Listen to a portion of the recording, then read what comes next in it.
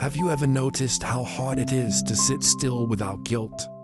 As if silence needs an excuse and stillness demands a justification. We've been trained to believe that rest is laziness, that slowing down means falling behind. But who set the pace you're running? Who convinced you that your value is measured by how much you produce?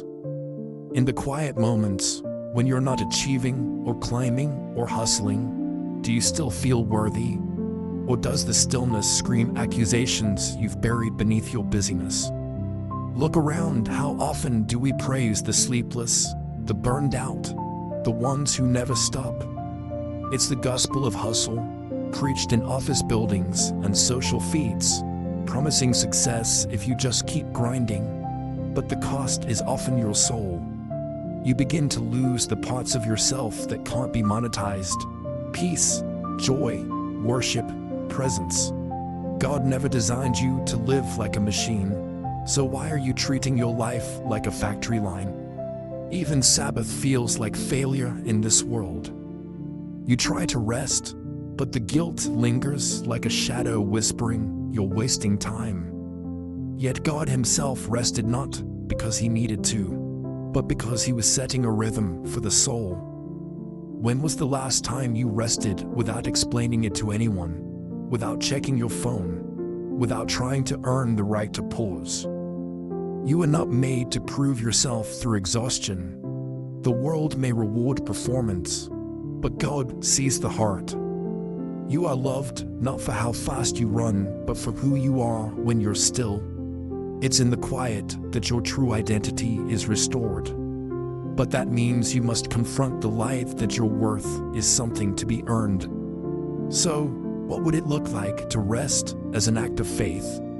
To step off the treadmill and say, "God, I trust you more than my schedule."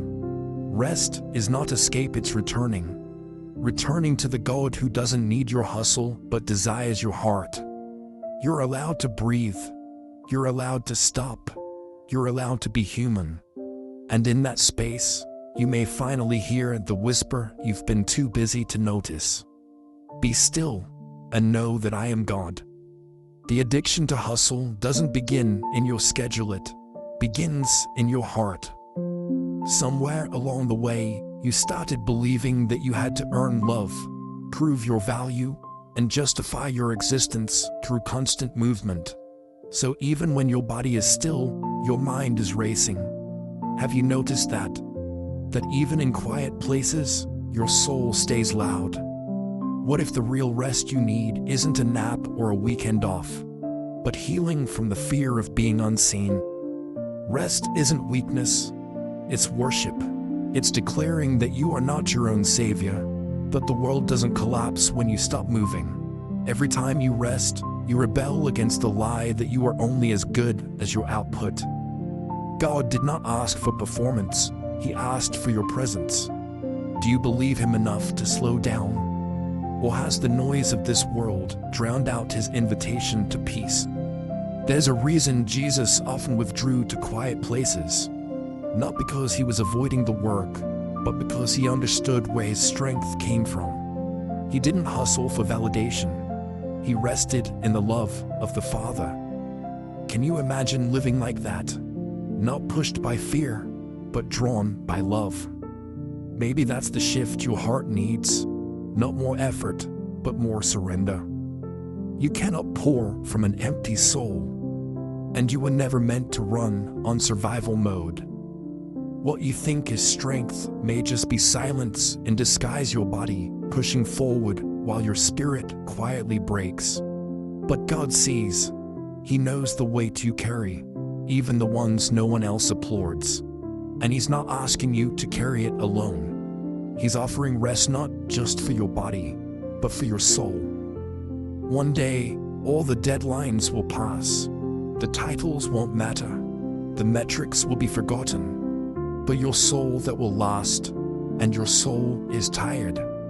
So pause, breathe, come back to the one who called you to himself before you ever produced a single thing. You are not created for the grind, you are created for grace. And in the presence of God, rest is not just allowed, it's sacred.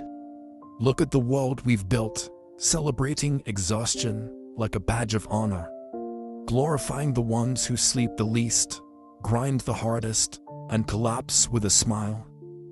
But is this what God meant when He said, "Be still and know that I am God"? When did we decide that stillness was laziness and silence was weakness? Perhaps the real rebellion in a noisy world is to rest without apology, to choose stillness over speed, and trust that God remains in control even when we step aside. The truth is, hustle gives us something religion never could: the illusion of control. When you work yourself numb, you don't have to sit with your fears, your doubts, your wounds. You stay too busy to feel.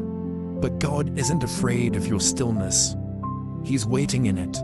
In the silence, He speaks. In the slowness, He heals. You keep running to escape your emptiness, but what if rest is the very doorway back to your soul? There's a cost to constant striving. Broken relationships, neglected health, forgotten dreams. The hustle doesn't just steal your time, it robs your presence. How many moments with your loved ones have slipped through your fingers because you were checking one more email? God never asked you to sacrifice your soul for success. He invites you to be fully alive right here, right now, where grace meets you in the ordinary. Remember the Sabbath, not as a rule, but as a rhythm, one that God Himself practiced. He worked for 6 days and then rested, not because He needed to, but to show us that we do. Rest is not the reward for work, it's the foundation for it. When you rest, you realign with heaven's pace. You remind your heart that your worth isn't in your doing, but in your being loved, chosen, and seen by God. So what if the greatest act of faith today is not doing more, but doing less on purpose? What if choosing rest is how you say, "God, I trust you more than I trust my schedule"? The world may not applaud you for slowing down, but heaven rejoices when you return to the rhythm of grace. Because rest isn't just about stopping, it's about returning to God, to your breath, to yourself. They told you rest was a waste of time, that unless your hands were full and your mind spinning, you were falling behind. But what if that was never true? What if the reason your soul feels dry isn't because you need to push harder, but because you've forgotten how to be still long enough to receive? Jesus often withdrew to quiet places to pray. Why do you think you're stronger than the Son of God? Burnout doesn't arrive all at once. It creeps in quietly, missed meals, ignored prayers, fake smiles. You keep showing up with empty hands, pretending to be whole. But God sees through the performance. He doesn't want your perfect productivity. He wants your honest surrender. The cross isn't a finish line for the strong, it's a resting place for the weary. You've made achievement your God, but it never speaks back. It takes and takes and takes and takes. You give it your mornings, your weekends, your peace, and still it asks for more. But God is not like that. He gives first. He gives freely. He gives rest to the ones who dare to stop. When will you see the difference? Maybe you don't even know how to rest anymore. Maybe the silence scares you. But rest doesn't mean emptiness, it means healing. God speaks softly, and you can't hear a whisper when you're shouting over yourself. Try turning down the volume of the world just for a moment. You might be surprised what you hear. What if the breakthrough you're waiting for isn't on the other side of hustle, but on the other side of rest? What if the wisdom, the clarity, the healing you've begged God for is waiting in stillness? His word says, "Come to me, all who are weary, and I will give you rest." Maybe it's not time to move faster. Maybe it's time to return. You chase goals like lifelines, hoping that the next milestone will finally let you breathe. But they never do. The deadlines pass, the praise fades, and still something aches inside. That ache is not weakness, it's a signal. Your soul is not made of steel and caffeine. It was designed for communion, not competition. The culture says, prove yourself, but the cross says, it is finished. What would change if you believed that? If you stopped performing and simply abided? Grace isn't something you earn, it's a gift you rest in. You weren't called to be impressive. You were called to be faithful. Look at creation. The birds don't rush. The flowers don't force their bloom. God built rest into the rhythm of the world. But you, his image bearer, fight it like a flaw. What if your resistance to rest is actually rebellion? And what if your rest is an act of worship? Sabbath was never about rules. It was about relationship, about remembering who you are and whose you are. When you rest, you declare to the world, I trust God enough to stop. And that is one of the most radical acts of faith in an age of constant motion. You might fear what rest will reveal, the thoughts you've buried, the wounds you've ignored. But God doesn't fear your silence. He meets you in it, not with judgment, but with grace. His whisper says, you are mine, you are loved, you can stop now. Can you hear him? The noise will never end on its own. The world profits from your exhaustion, thrives on your endless motion. But God isn't calling you to keep up. He's calling you to come away, to leave the noise, even if for a moment, and remember that you were never made to outrun grace. Somewhere along the way, rest became weakness and silence became suspicious. But Jesus often withdrew to quiet places. He wasn't escaping people, he was returning to the Father. If Christ needed that rhythm, how much more do we? And what might we rediscover there? Rest isn't just for recovery, it's where you remember what truly matters. In rest, your worth is no longer tied to your output. In rest, your identity returns to its source. You are God's child, not his employee. He didn't save you to make you busy, he saved you to make you his. Ask yourself, when was the last time you were truly still? Not scrolling, not checking, not planning, just still. What might God say if you actually gave him the space to speak? What ache might he finally touch if you stopped long enough to feel it? Rest is not an end, it's a beginning. A sacred pause where God gently reshapes your soul.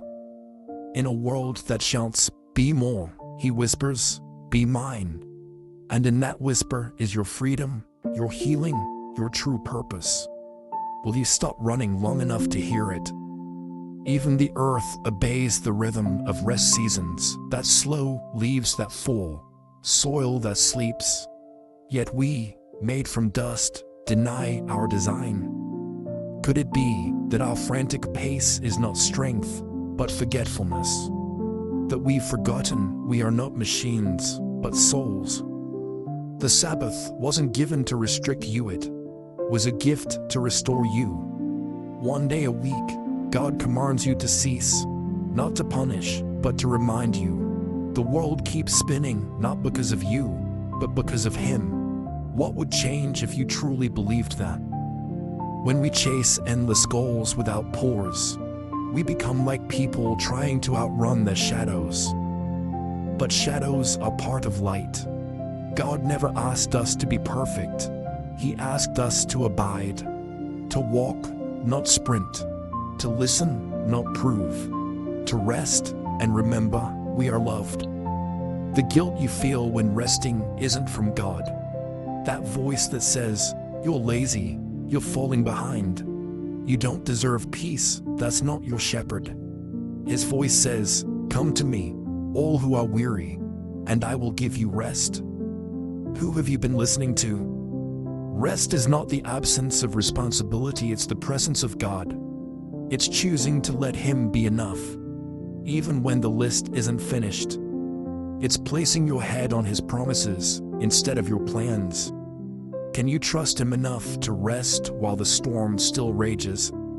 We say, "I'll rest when the work is done," but the work is never done.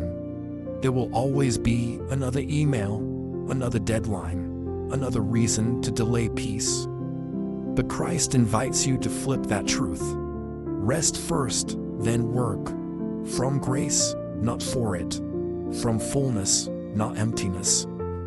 When you rest, you make a declaration louder than any sermon. God is enough. You say, "I am not my productivity, and my worth does not rise and fall with my output." Rest is how your soul remembers who the real provider is. The Israelites were freed from Egypt, but their hearts still clung to the chains of constant labor. We too can walk out of the office, yet bring the pressure home. We sit at the dinner table, but we're not really there. We're still checking metrics, not memories. In the stillness, your soul becomes audible again. You begin to hear what the noise buried long ago. Your grief, your wonder, your longing for something more. God speaks in whispers, not shouts. He waits for silence to deliver His most healing words. Rest is not just sleep or vacation, it's holy surrender. It's your spirit bowing before the throne, saying, "I trust you to hold what I cannot." And in that surrender, you are finally found. Not by what you finish, but by the one who finished it all.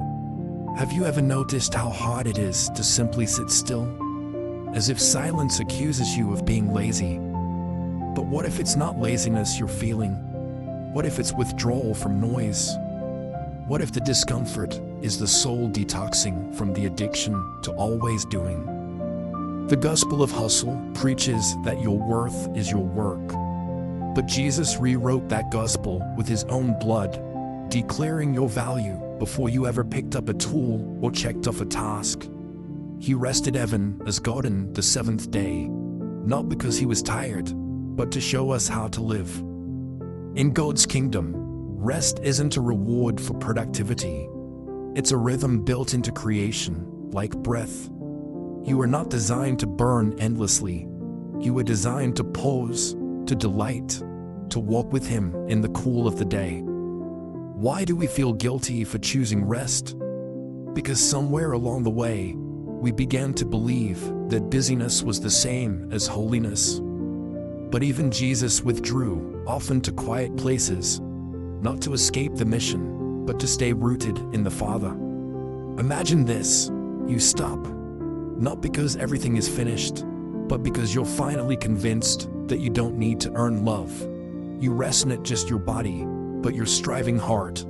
And in the quiet, you hear Him say, "Welcome home."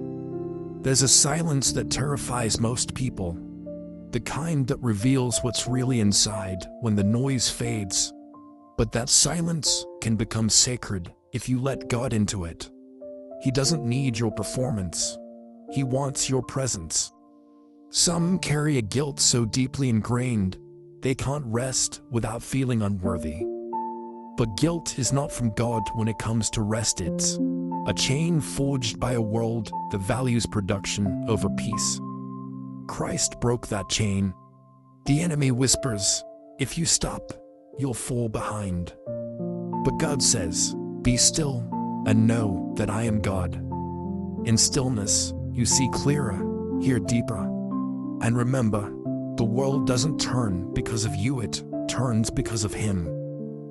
You aren't created to hustle until you break.